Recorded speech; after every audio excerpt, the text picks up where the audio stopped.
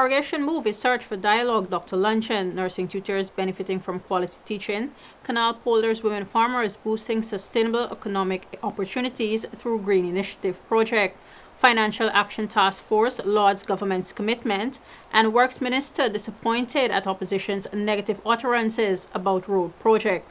With this GINA News Capsule, I am Janelle Carter. Good evening. Reiterating the President's reason to prorogue the 10th Parliament, Cabinet Secretary Dr. Roger Luncheon said the decision was a search for dialogue, and once all possibilities are exhausted, then the head of state will make a definitive decision. The President's assertion that I will never return to a second prorogation implies that somewhere along that period I would, and there would be some sufficiency of evidence either on his part or collectively to say, yes, we have hit it and now we can move forward. The Cabinet Secretary's statements were made during NCN's program, The 10th Parliament, The Way Forward, on November 23rd. It was noted that Guyanese elect public officials every 5 years. A manifesto or plan of action is then put out and the governing party implemented over the aforementioned period. The proclamation by President Donald Ramatar, Dr. Luncheon said, was driven by the need to execute what the electorate mandated him to do over that 5-year period. As the Ministry of Health continues to strengthen the capacity of its medical staff, Professor Meena Singh of York University, Canada, is working with the Tutor Development Education Program in collaboration with the Ministry of Health to train nursing tutors. Over the past 2 months, 20 tutors were trained remotely via Skype in areas such as philosophy of teaching and learning, development of teaching guides, and measurement and evaluation.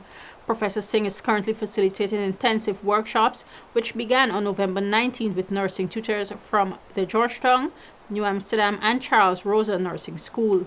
The parliamentary opposition has delivered yet another distinctive example of their well-known anti-developmental stance in objecting to the recently approved West Coast Demerara Road project. Minister of Public Works Robeson Ben, in responding to threats by the opposition that Works Minister will suffer the consequences for approved spending during the suspension of the National Assembly, said this move by the opposition strongly supports the APNU's anti-developmental stance.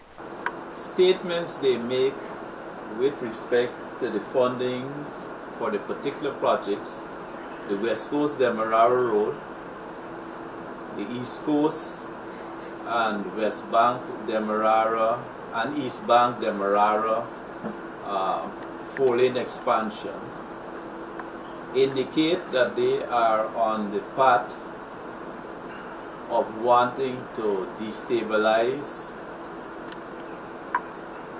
and to bring to a halt the development of the country.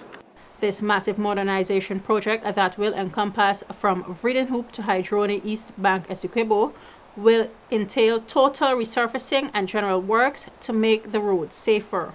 President of the Financial Action Task Force, Mr. Roger Wilkins, in a letter to President Donald Ramatar, has given recognition to the level of political commitment made by the administration to bring Guyana into compliance with the international anti-money laundering and countering the financing of terrorism regime. President Ramatar's letter was hand-delivered by Attorney General Anil Nandlal in Paris, France, in October 2014. On the basis of this commitment and the representation made on the government's behalf at the AARG review group meetings, instead of being blacklisted, the FATF has identified Guyana in a public document Improving Global AML CFT Compliance Ongoing Process of October 24, 2014. In an effort to increase food productivity and security in Guyana, government in collaboration with developing partners has been seeking to support farmers in improving their efficiency in face of challenges including climate change. On Monday, Minister of Local Government Norman Whitaker officially commenced 3 projects under the Canal Polders Green Initiative to the tune of $1 million each. 2 of the projects are in Claybrick Road, Canal No. 2 Polder, and the other in L'Esperance, Canal No. 1. Thank you for watching this GINA News Capsule. Do join us again. I'm Janelle Carter. Good night.